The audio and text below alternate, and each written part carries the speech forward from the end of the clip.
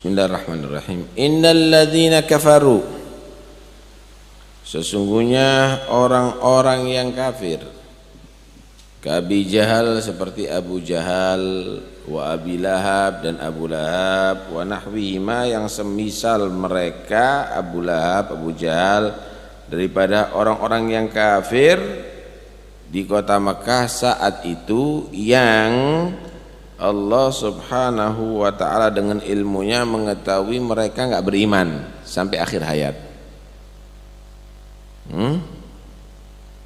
Sawaun, sama saja, alaihim, terhadap mereka wahai Muhammad, aandartaum, engkau memberikan peringatan mereka. Boleh membaca aandartaum, boleh dibaca andartahum. Aandartahum am lam tundirum, atau engkau tidak memperingatkan kepada mereka. La yu'minun, mereka tidak beriman. La yu'minun jadi khabarnya inna.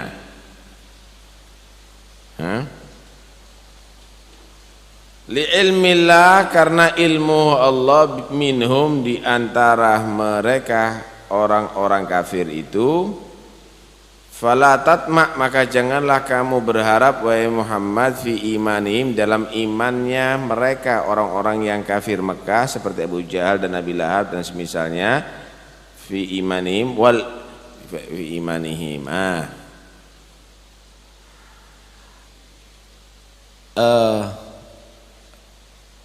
Orang itu mendapatkan peringatan sadar itu bukan dari hasil usaha manusia,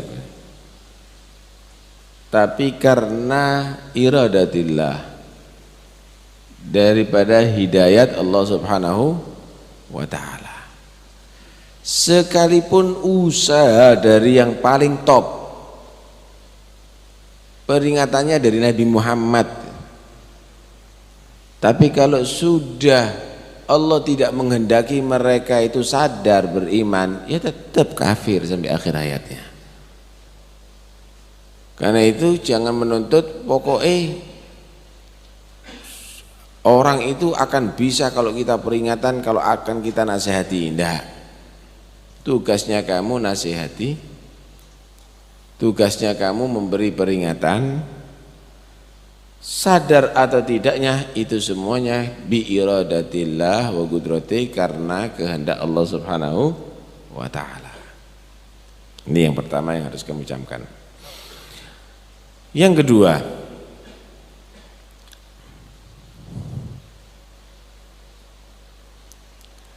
ayat ini memberikan satu kelegaan pada Nabi Muhammad. Nabi itu berharap Abu Jahal, kemudian Abu Lahab, kemudian yang lainnya, itu berharap mereka itu beriman. Berusaha gimana mereka itu beriman. Kenapa harapannya kalau mereka beriman tadi itu akan diikuti oleh pengikut keluarganya, masyarakat sekitarnya, karena mereka tokoh-tokoh. Tapi Allah menghendaki lain, masyarakatnya beriman, tokohnya nggak beriman. Karena itu supaya Nabi tidak kepikiran, maka dikasih tahu orang seperti Abu Lahab, Abu Jahal itu, Muhammad, kau kasih peringatan atau tidak, tetap nggak beriman loh. Wis jangan berharap dia, karena sudah Allah subhanahu wa ta'ala memastikan mereka kafir sampai akhir hayatnya. Sawaun andartahum am lam tundirhum la yu'minun, sama kamu kasih peringatan atau tidak, tetap loh mereka gak beriman. Wis gak usah fokus sama mereka, fokus sama yang lainnya. Jadi lega Nabi, ya wis, tak mikir Abu Jahal, wis tak mikir Abu Lahab, tak mikir yang lainnya. Fala tatma, maka jangan kamu berharap fi imanihim, dalam imannya mereka. Karena Nabi Muhammad itu usahanya keras sampai Allah menggambarkan wala'allaka bakhilun nafsaka Apa?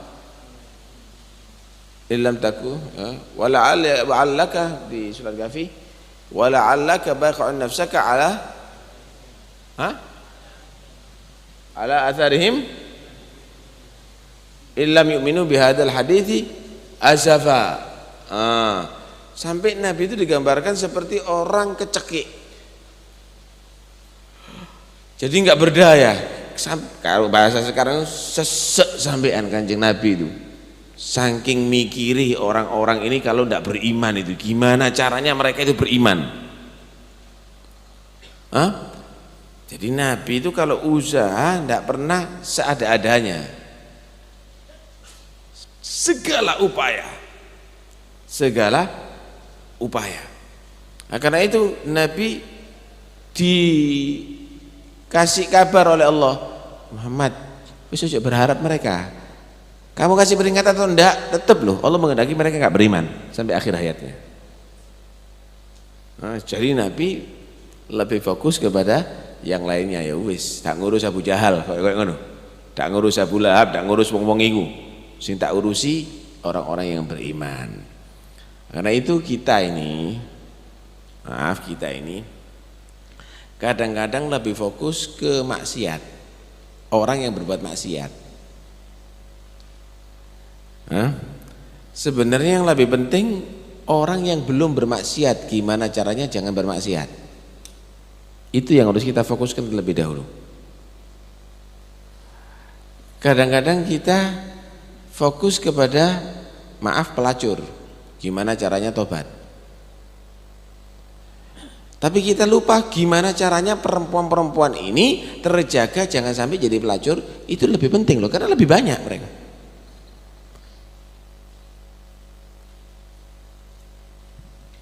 Kita tersita pikiran kita terhadap laki-laki yang berzina. Gimana tidak berzina? Yang lebih penting sebetulnya yang tidak berzina ini jangan sampai terjerumus dalam perzinahan.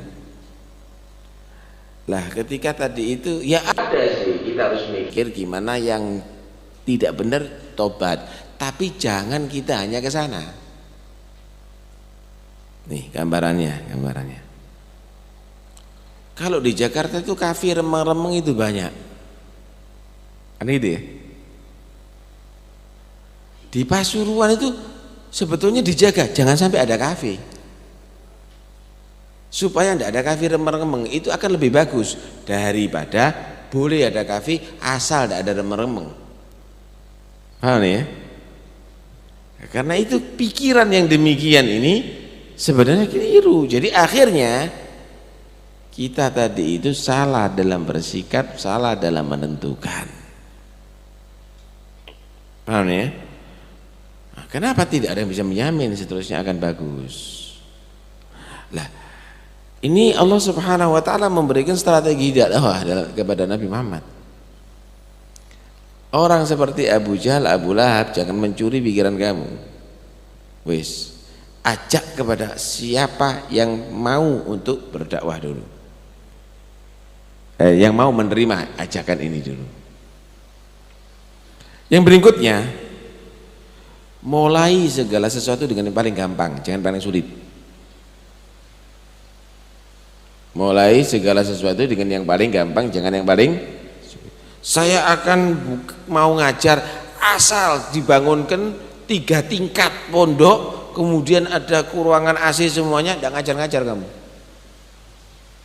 Mulai yang paling gampang, ngajar orang 2 seadanya, tambah banyak, baru nanti terus demikian. Mulai dari yang paling gampang dulu, yang paling enteng. Insya Allah akan berkembang begitu. Nah kita kan kadang enggak, kalau enggak ada duit segini ya malas anak akan berangkat. Ya enggak bisa, sudah saya akan mulai. Nah kalau sudah begitu kamu enggak akan bisa sukses, enggak akan berhasil. Mulai yang paling gampang dulu. Sekarang yang paling enak dakwahnya itu kepada siapa? Oh, ngumpulkan orang-orang becaan misalnya. Yang punya duit-duit itu diadakan pengajian, dibelikan sarung, baju, dibuatkan makanan, snack, misal.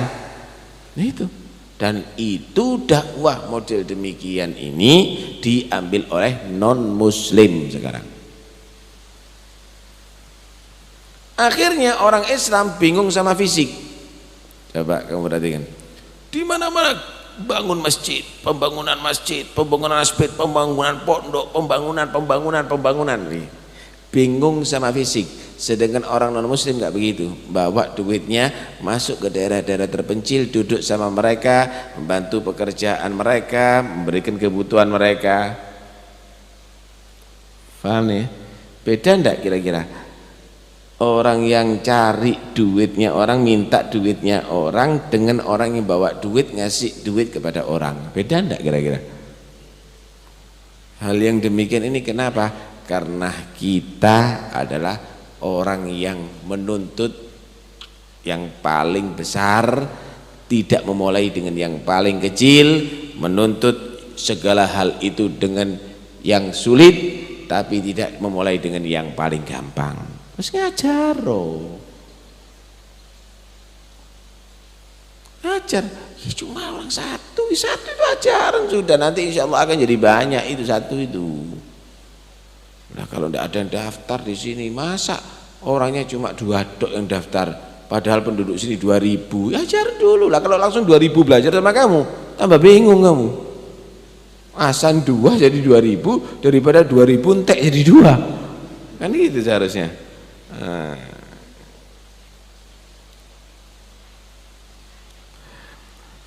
Andar tahu memberi peringatan. Apa itu indar? Peringatan itu al-indar i'lam at-takhwif, memberitahu sambil menakut-nakuti.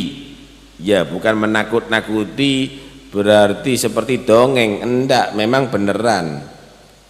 Kalau sekarang polisi menyatakan narkoba itu bahaya, maka siapa yang bertemu buat narkoba akan dihukum mati.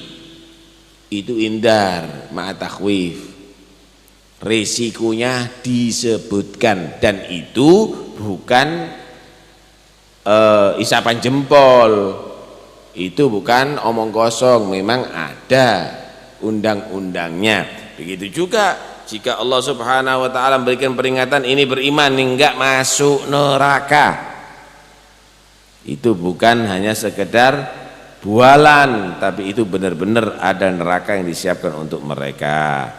Nah, boleh dikatakan ikhbar bil azab, memberikan kabar tentang azab bagi orang-orang yang kafir, bagi orang yang tidak taat kepada Allah Subhanahu wa taala. Kenapa orang itu kok tidak beriman padahal Nabi loh yang ngasih keterangan? Kenapa? Nabi loh, ini duduk Ustadz Habib Kiai Nabi Muhammad, kurang jelas kurang top, tak ada yang lebih top daripada beliau. Kenapa kok masih tidak beriman? Khatamallahu ala qulubihim wa ala sam'ihim wa ala absarihim ghishawah. La ilaha illallah. Khatamallahu ala qulubihim, Allah sudah mengetok dalam hati mereka, menutup hati mereka.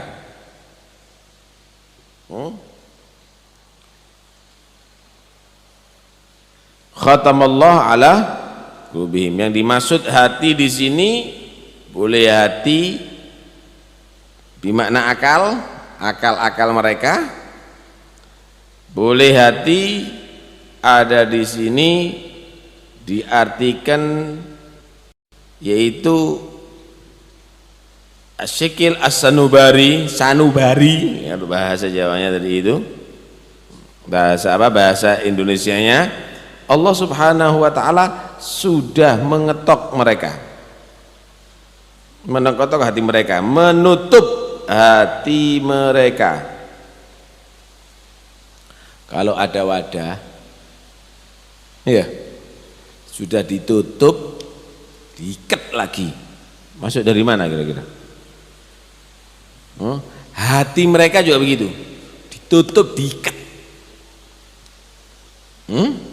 Sudah ditutup, diikat lagi. Masuk dari mana hidayat? nggak bisa masuk sudah. Hah? Tidak bisa masuk. Taba'a 'alaiha wastawthaqa, udah ditutup di hati mereka dan diikat. Fala yadkhuluha khair, maka tidak bisa masuk ke dalam hati mereka kebaikan sama sekali. Hah? Rahmat nggak ada, cenderung nggak ada, mikir nggak ada. Pikirinlah, masa Tuhan begini nggak mikir-mikiran, wis nggak mau. Ini sudah toba Allah 'alaiha, khatam Allah 'alaiha. Na'udzubillah min dzalik. Wa 'ala sam'ihim, dan pada telinga mereka, pendengaran mereka, ay mawadhi'i sam'i, kepada tempat-tempat pendengaran mereka, karena makna itu sama itu. Ghisyawah, ada penutup. Fala yantafi'un, maka tidak mengambil manfaat mereka bima yasma'unahu, dengan apa yang mereka dengarkannya, minal haq, daripada kebenaran. Wa ala absarihim, dan juga pada pandangan mata-mata mereka, ghisyawatun ghita'un, penutup. Fala yubsirunal haq, maka mereka tidak melihat kebenaran. Kalau kamu perhatikan, sam'ihim bukan jamak ya, absarihim jamak. Karena absar jamak basor, mata, ain. Kalau sama itu bukan telinga, itu adalah masdar. Ya?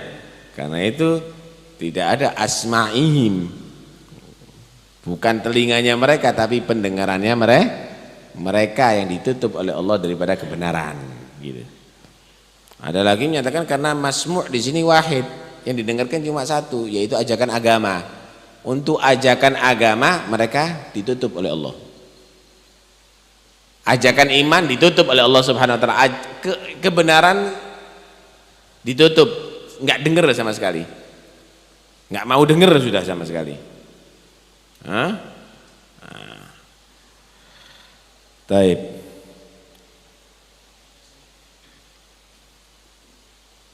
Gulub, pendengaran, hati atau akal, pendengaran dan pandangan. Ini thoriq li ma'rifatillah. Ini adalah jalan untuk mengenal kepada Allah. Dengan akal bisa kamu dengan tafakur, dengan memahami Al-Quran, dengan berpikir, kamu tadi itu bisa sampai kepada Allah.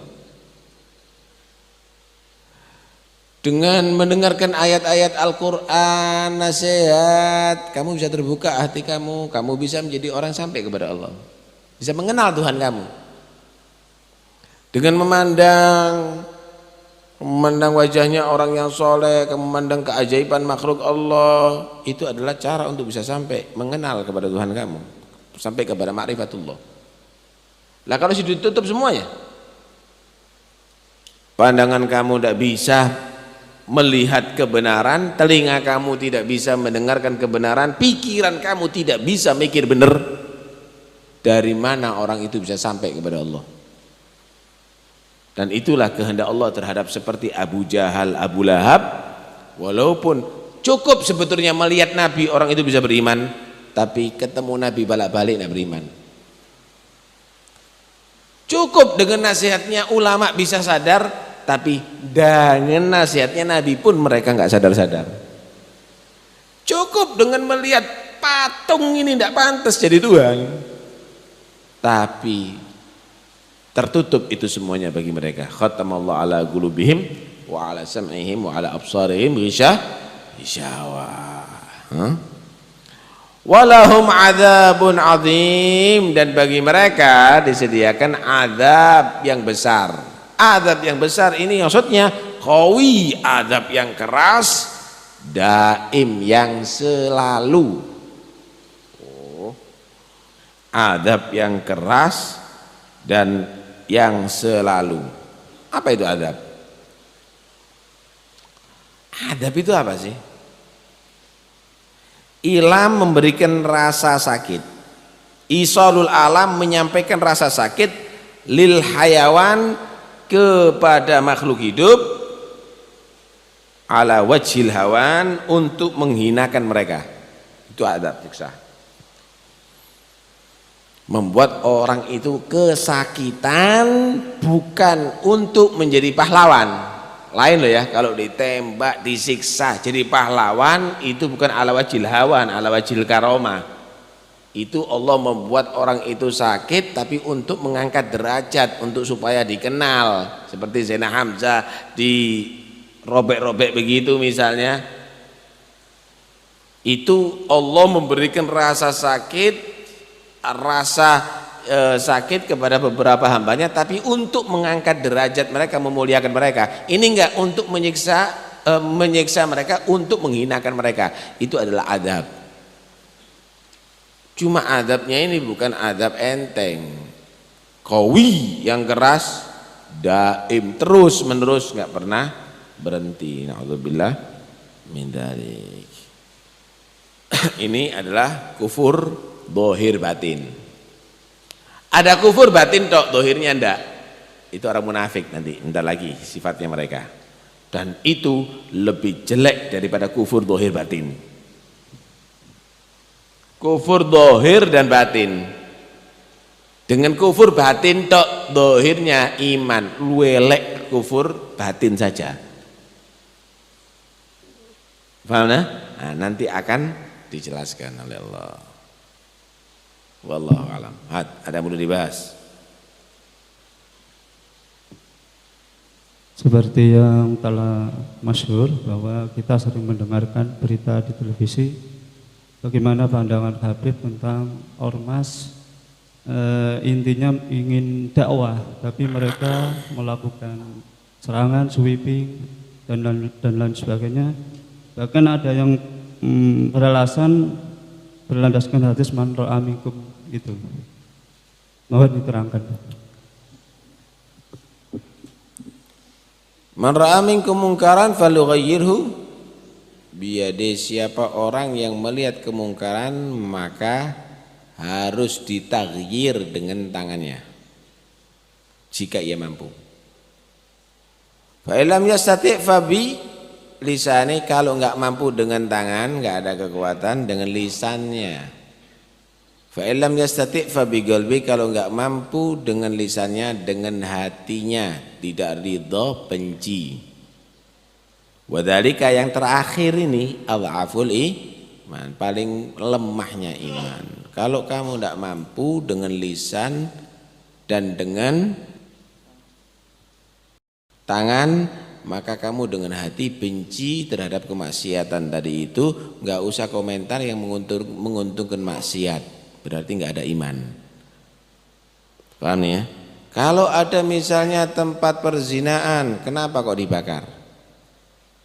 Misalnya, jangan kamu komentar menguntungkan germonya. Wah itu tidak bagus, itu begini-begini, nggak usah begitu. Akhirnya tidak ada adhaful iman loh kamu. Karena kamu harus wajib benci dengan perzinaan. Paham ya? Perkara kamu carikan solusi supaya tidak terjadi itu lagi, jangan ada germo lagi, nggak ada masalah. Tapi bukan berarti menguntungkan mereka, hati-hati. Karena semua komentar yang ada itu kadang-kadang menguntungkan kepada yang maksiat, bukan kepada yang membongkar itu kemaksiatan. Boleh kamu, saya kurang setuju kalau dengan cara itu, semenjak masih ada dengan cara yang lainnya. Boleh, tapi jangan komentari, jadikan solusi. Oke, kalau begitu jangan, supaya tidak terjadi lagi, jangan ada perzinaan lagi, jangan ada remeng-remeng lagi, supaya tidak ada anarkis lagi. Itu saya setuju. Tapi kalau kamu tadi itu anarkis harus ditiadakan, kemudian perzinaan tidak ditiadakan, minum khamr tidak ditiadakan. Kenapa tidak menyatakan perzinaan harus ditiadakan? Kan lebih bagus itu. Jangan komentar yang menguntungkan justru orang yang berbuat maksiat. Paham nih ya? Nah, kalau Anda menyatakan supaya tidak ada anarkis lagi, jangan sampai ada kemaksiatan, ada perzinaan, saya setuju. Paham ya? Nah, jadi hal yang demikian ini kadang-kadang tidak dipahami bahwa umat Islam ini disuruh kowar-kowar, tapi itu adalah menguntungkan yang bertentangan dengan ajaran Islam. Ya. Ada yang lain?